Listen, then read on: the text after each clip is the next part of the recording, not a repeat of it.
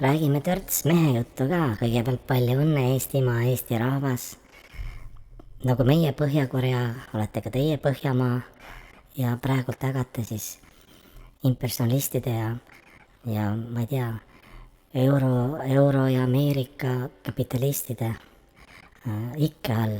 Meie oleme sellest vabad. Sellepärast teatan pidulikult, et ma kandideerin. Täna just sellel päeval oma kandidatuuri panen ülesse.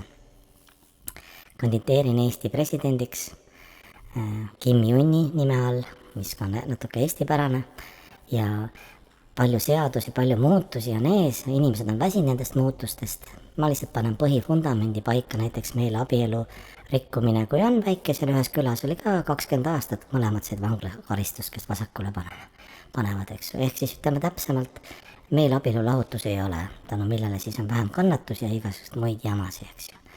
Mina ise olen selline nagu selles mõttes jumalik olend, et nagu rahva juur, et kui juur on rahul, siis on ka puu kõik oksad rahul. Sellepärast kogu rahvas on hästi sale, aga minul keskkohta ei ole, ma olen selline mõmmi.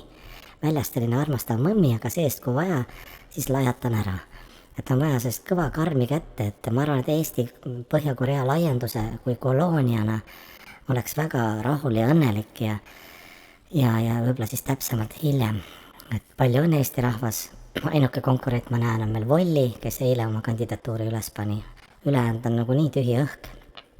Nii et Eesti vabaks, Põhja-Korea on juba vaba ja elagu Põhjamaa ja Põhja-Korea ühine rinne.